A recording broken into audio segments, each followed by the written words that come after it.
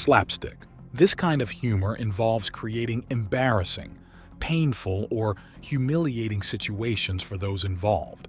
And because it's physical in nature, it can only be appreciated through the sense of sight. It's typically full of real or simulated physical violence with the intention of making the audience laugh. Aggressive humor. This type of humor often relies on belittling others or making fun of another person at their expense. This might not sound like the type of humor that would cause an audience to roar with laughter, but when you watch these types of jokes performed at a roast, they make perfect sense. Self-enhancing humor. This style of humor is a unique one. Most of the time, when bad things happen to people, they don't often rely on jokes to make them feel better. But that's exactly what self-enhancing humor does.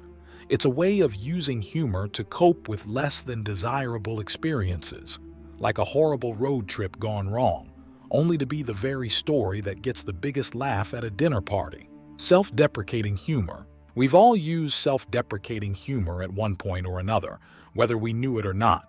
But out of the humor styles, this one is definitely considered a more poor me type of humor. Sure, it can be funny, but it can also be a turnoff to some. At the root of it, though, this type of humor is about making yourself the punchline before somebody else can. Puns. Wordplay or puns can also mean twisting words around to make for a humorous effect. Take these words and phonetic mix-ups, for example. My word turtle dove, or my turd whirl dove. Dry humor. It's a kind of inexpressive humor when jokes are told simply and with a serious tone of voice, and funny things are said without utilizing body language.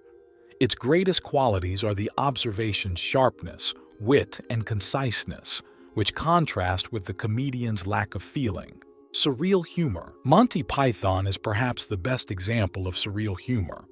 It's absurd and just plain silly.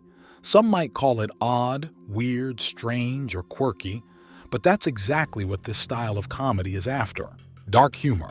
Dark comedy is, as you can probably tell, a little dark. Oftentimes, this humor revolves around death, which isn't necessarily funny. Think of The Addams Family, for example, and how Wednesday always churns out a macabre spin on humorous things.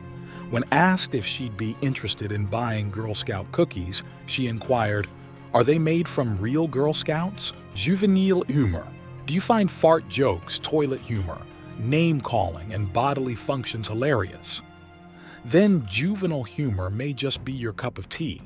It's called juvenile for a reason, because we all know that if you said the words butt or pee-pee to a classroom full of 8-year-olds, you'd probably get some guaranteed laughter. Observational comedy. It's one of the most popular forms of humor in stand-up comedy and is based on typical elements of daily life. The comic uses expressions like, "Have you ever noticed that?"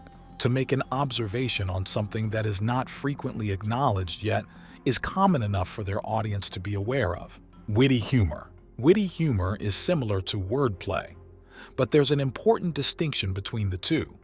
Oscar Wilde has quite a few that can inspire a laugh or two, like "Some cause happiness wherever they go, others whenever they go," or "Always forgive your enemies, nothing annoys them so much." Farcical humor. Out of all the types of humor that exist, farcical definitely exists in the realm of the silly and absurd. Think of the 1985 movie Clue. When they finally discovered who killed who in the place with the what, they all go running around the mansion trying to piece things together. It's absurd. Affiliative humor. We suppose you can think of it as the complete opposite of aggressive humor that's otherwise divisive and mean. Instead, this style of comedy aims to get a laugh out of the mundane things we all experience in life. Sarcasm. It revolves more around irony than anything else.